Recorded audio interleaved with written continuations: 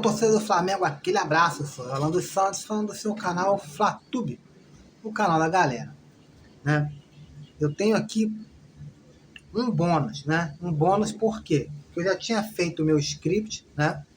Das matérias, para poder estar gravando agora. E depois eu li algo no qual eu vou trazer para vocês. Uma coisa no que eu tenho batido na tecla antes mesmo da abertura da janela de transferência, lá em julho. Um pouquinho antes, no finalzinho de junho, eu bati na tecla, falei sobre um atleta e agora o jornal Mundo Rubro-Negro aí, ele publicou justamente o que eu já tinha falado aqui no Flatube. Não vou falar ainda, para você ficar sabendo do que eu vou falar, fique até o final desse vídeo. Mas antes de mais nada, antes da gente prosseguir nas notícias, com as notícias do Flamengo, que tem muita coisa aí, vamos falar do Eric Pulgar, vamos falar aí dessa intriga aí do Pedro, se o Pedro vai ficar escanteado, se não vai. Antes da gente falar de tudo isso, eu peço encarecidamente que você se inscreva no canal, ative o sininho de notificação para não perder nenhum dos nossos vídeos. Dê seu like, seu comentário, isso é muito importante para nós. Faça lá igual o nosso amigo Barão e o nosso amigo Baiano aí, né? Que ele tá sempre com a gente aí, sempre comentando aí. Um abraço para vocês dois, queridão. E vamos às notícias do Flamengo. Vamos falar aí de Eric Pulgar, né? O Eric Pulgar, infelizmente, desfalca o Flamengo aí, faz muita falta o volante chileno, né? Pela oitavo jogo seguido, né? A última vez que o Eric Pulgar atuou pelo Flamengo foi no dia 5 de julho, no jogo de ida contra o Atlético Paranaense nas quartas de finais da Copa do Brasil, né? E no jogo de volta, no dia 12, né, logo na outra semana, contra o Atlético, contra o mesmo time, né, o Atlético Paranaense, Pulgar sentiu aí uma lesão aí na posterior da coxa direita. E desde então, até os dias de hoje, Pulgar não voltou a jogar. Era previsto aí, tinha uma grande expectativa que ele voltasse a se reintegrar aí no elenco para essa partida aí na partida de quinta-feira aí contra o Olímpia, mas infelizmente o chileno continuará na academia, está fazendo trabalhos na academia e continuará de fora aí do elenco rubro-negro, né? E por outro lado, o Sampaoli vai poder aí contar aí, né? Tem grandes chances aí de poder contar aí com Léo Pereira e Felipe Luiz. Mas essa notícia aqui não é minha, eu vou apenas replicar, né? Mas eu discordo muito com essa notícia, mas eu vou replicar porque é a minha obrigação estar mantendo vocês atualizados de tudo que acontece com o nosso time do Flamengo. Jorge Sampaoli dá sinal que pretende encostar cada vez mais o atacante Pedro. A situação do Pedro é cada vez mais caótica diante do Flamengo com o treinador argentino Jorge Sampaoli. De acordo com o jornalista Vene Casagrande, do jornal O Dia e SBT, né, o camisa 9 deve ganhar cada vez menos minutagem aí com o Jorge Sampaoli. Pedro não vai ter espaço com o técnico Jorge Sampaoli. Essa é a tendência, diz aí o jornalista. Na última rodada do Campeonato Brasileiro, Pedro jogou aí, foi o titular, né, na vaga do Gabriel Barbosa, né? Eu já ia falar Gabriel Batistuta. Gabriel Barbosa, né? Porque devido aí ao suspenso devido ao terceiro cartão amarelo, todavia o centroavante pouco ajudou a equipe e a sua grande oportunidade de marcar, ele tentou driblar o goleiro e finalizar de calcanhar e a bola foi afastada pela zaga, né? E o Flamengo tomou aí uma surra aí de 3-0 aí, né? Para o Cuiabá diante da sua torcida, né? Na Arena Pantanal. Essa aqui é uma notícia no qual vocês vão gostar e destrincha muito o que está acontecendo com o Pedro aí.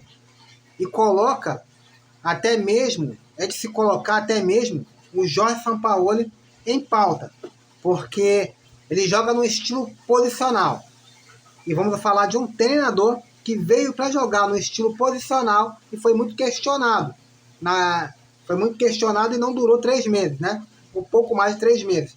Na minha opinião, eu acho que deveria dar mais sequência a ele e a falta também de um gerente de futebol culminou na saída desse treinador.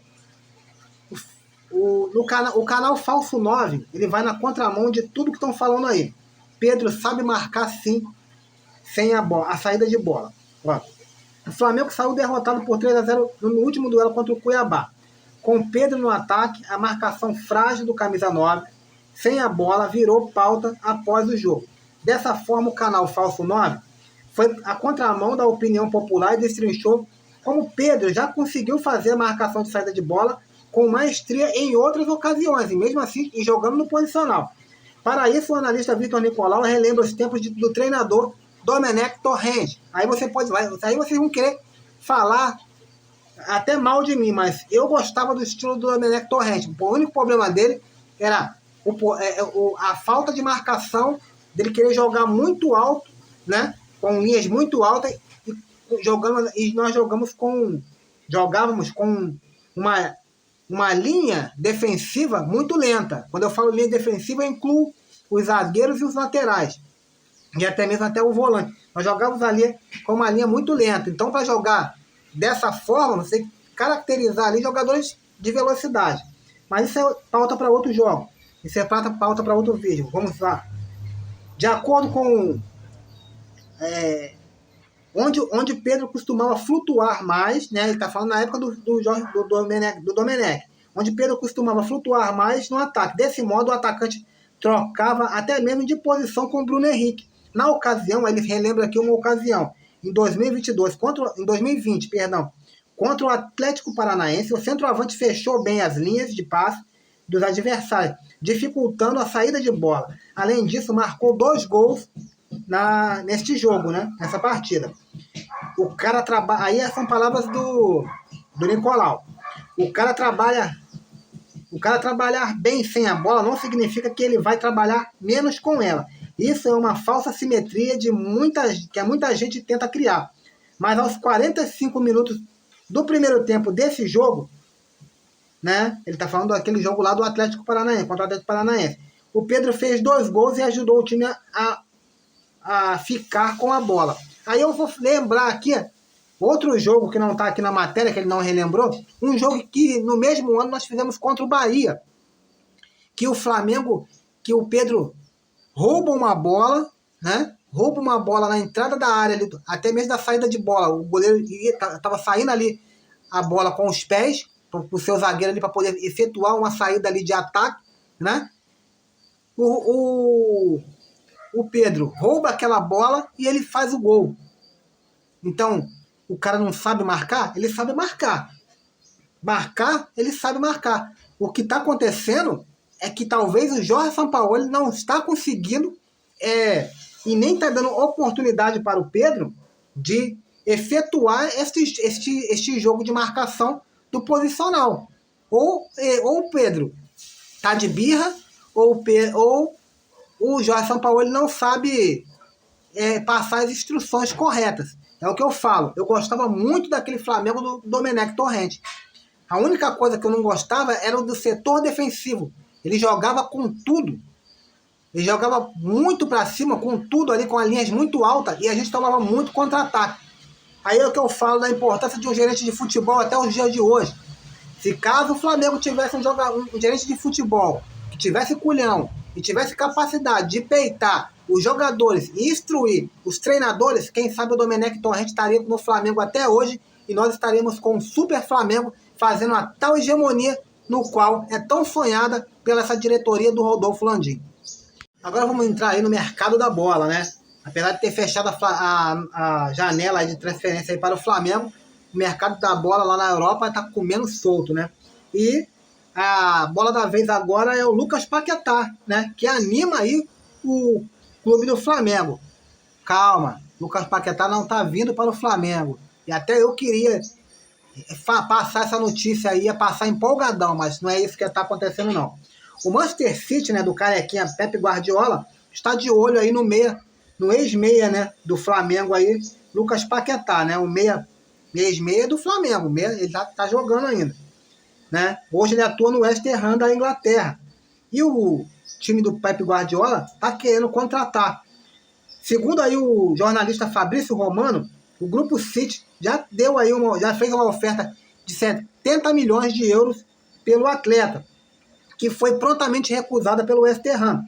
No entanto, o Fabrício Romano, ele revelou aí que a equipe do Guardiola conta com o desejo de Lucas Paquetá e tem um trunfo para essa operação ser concluída com sucesso. Então, sendo assim, está claro que o eterno garoto do Flamengo, do Ninho do Urubu, está para se transferir para o Manchester City, né?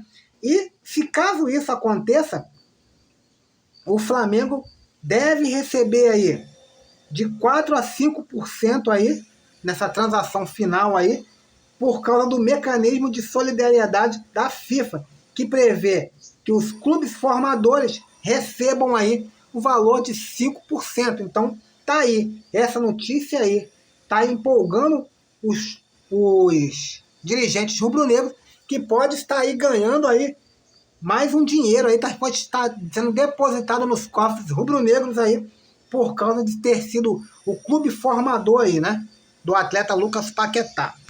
Continuando aí no mercado da bola, ontem eu passei, hoje, né, pela manhã, passei a notícia aí que Léo Pereira estava sendo aí monitorado aí por o clube da Arábia Saudita, né? E o mais específico aí, o Al Nassr, clube do Cristiano Ronaldo, né? Então, só que o que aconteceu? Eles pediram aí, né, fizeram uma oferta de 15 milhões de dólares pelo passe do atleta, só que o Flamengo prontamente recusou. E o Flamengo vetou essa saída do Léo Pereira, até mesmo porque, com a janela fechada, como que o Flamengo iria repor um jogador da altura do Léo Pereira? E Léo Pereira é um jogador titular da equipe do Flamengo. Então essa diretoria do Flamengo não quer desfazer de nenhum dos seus jogadores titulares, né? Não quer deixar aí o Jorge Sampaoli na mão, já que não conseguiu contratar e também já está perdendo algumas peças importantes, já perdeu algumas peças importantes, né? No caso do Matheus França e tudo mais, no caso de emprestar também o Matheus Gonçalves, mas aí teve o dedo e o aval do Jorge Sampaoli, e a pessoa se perde ainda mais o zagueiro titular do Flamengo, aí o Careca ia endoidar. Ayrton Lucas é monitorado por clubes da Inglaterra, Espanha e Itália. Um dos destaques aí do Flamengo no primeiro semestre, Ayrton Lucas tem aí uma queda de produção aí nítida, né, nos últimos jogos, mas segue em alta lá no mercado europeu. Segundo o jornalista aí, grande jornalista aí, Ekren Connor, eu acho que é esse que é o nome dele, clubes da Inglaterra, Espanha e Itália seguem monitorando o jogador. O lateral que atuou por empréstimo na última temporada e foi contratado em definitivo para 2023, as boas atuações que fizeram aí do atleta ser convocado aí pela primeira vez na seleção brasileira, né, principal. O clube carioca pagou 7 milhões de euros pelo jogador, que assinou o contrato até 2027, né, até dezembro de 2027. A tendência é chegar uma proposta na mesa do Flamengo, né, por esses dias, e que o Flamengo deverá dificultar a saída, assim como aconteceu com o Léo Pereira, que o Flamengo dificultou e vetou de uma vez por todas, né? Mas aí eu vou deixar a minha opinião. O atleta caiu de rendimento devido ao esquema tático do Jorge Sampaoli. Então, é uma coisa que ele deveria estar de olho. Ele foi muito bem no primeiro semestre jogando como ala, que foi o ponto forte dele, é atacar. Quando ele passa a ser um lateral mais marcador, aí ele vira um jogador comum. Perde o seu poder de explosão e perde todo aquele brilhantismo que nós vimos, né, no primeiro semestre. Então, eu acho que o Jorge Sampaoli deveria repensar, né, e tentar buscar melhores características, mas segue muito isso em função da volta do Bruno Henrique, né? Então, segue muito nesse parâmetro aí, mas se ele montasse ali um esquema num 3-5-2, né? E tirando um pouco o Bruno Henrique da ponta e botando o Bruno Henrique um pouco mais jogando centralizado, ele abriria esse corredor novamente para o Ayrton Lucas poder atuar. Então ele daria o poder ofensivo novamente de ataque pelo setor esquerdo aí com o lateral, né, o Ayrton Lucas, e ainda ia ter a velocidade ali, né, do Bruno Henrique no meio, né? Isso aí é quem tem que resolver é o Jorge Sampaoli. Infelizmente, não tem esse poder. Mais um jogador do Flamengo sendo aí olhado de perto aí por clubes sauditas, né?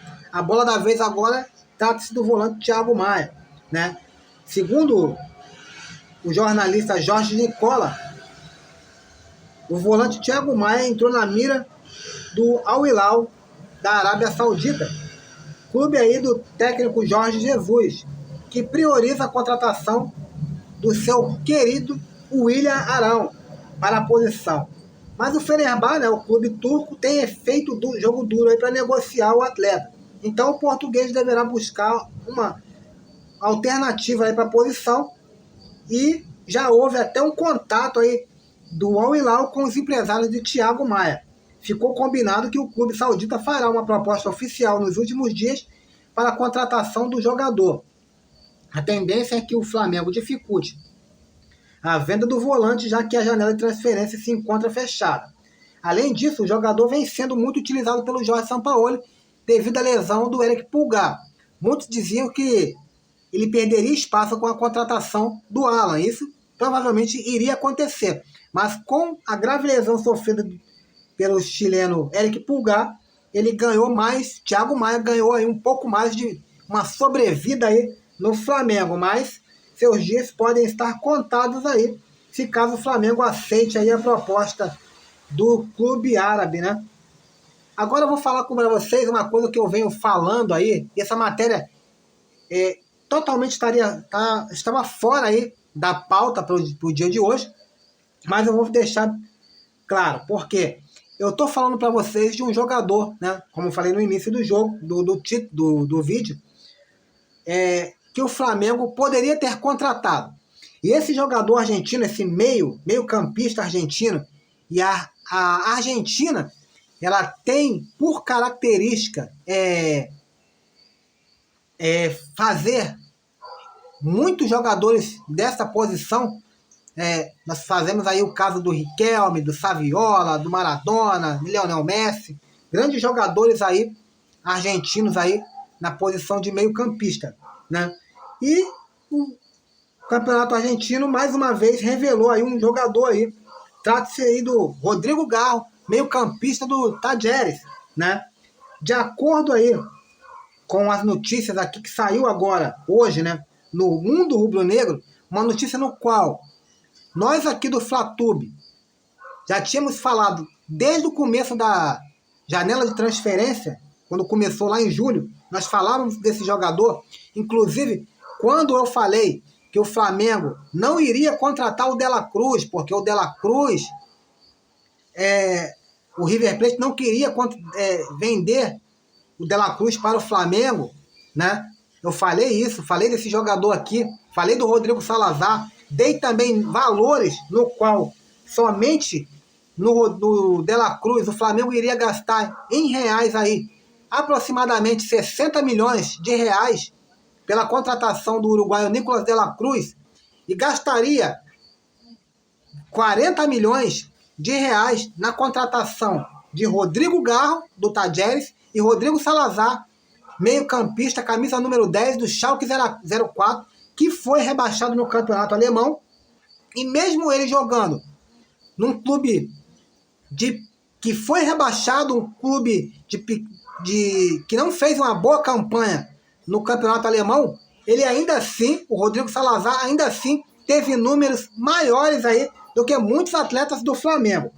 Então aí, saiu hoje aí que o Flamengo, que chegou aí, ele chegou a ser oferecido, né, o Rodrigo Garro, chegou a ser oferecido para o Marcos Braz, mas como o Marcos Braz e a diretoria toda do Flamengo estava encantado com o De La Cruz e o Claudinho, eles meio que deixaram de mão não seguiram aí. E de acordo com o comentarista aí, Josa Novales, o meio-campista aí, Rodrigo Garro, ele foi esse que é um especialista no futebol sul-americano, né?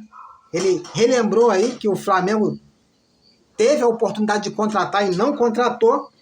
O Rodrigo Garro, que tem apenas 25 anos, né? Foi aí eleito o melhor jogador do campeonato argentino desta temporada de 2022-2023. Lembramos que o campeonato argentino ele é dos moldes europeus, né? Então, segue-se aí. Não é igual do campeonato brasileiro, que a gente tem o campeonato brasileiro de 2023, 2020, 2021 e por aí vai. Lá na Argentina é dos moldes europeus, né? Ele segue aí o calendário europeu. Então, no campeonato aí 2022, 2023, atual campeonato que acabou aí com o River Plate campeão, Rodrigo Garro do Talleres foi eleito aí o melhor jogador de todo o campeonato argentino. Chupa essa manga, galera. O Flamengo aí, ó, o Blas está de parabéns. Ele conseguiu aí se superar. Opa, quase aconteceu um acidente. Ele conseguiu aí se superar aí. Não conseguiu contratar o Wendel, não conseguiu contratar o Claudinho, muito menos o De La Cruz, e perdeu a oportunidade de contratar 2 meio-campistas que poderiam estar aí sendo reserva. Um do Arrascaeta e o outro do Everton Ribeiro, que já está com seus 34 anos, 33, 34 anos, se não me engano, e não tem feito um bom campeonato. E mesmo assim, nós não temos um reserva para os 2 jogadores. Tá certo. São essas as notícias no dia de hoje, na quarta-feira. Nós viemos se encontrar amanhã, se Deus quiser, né? Fique com Deus. Fui!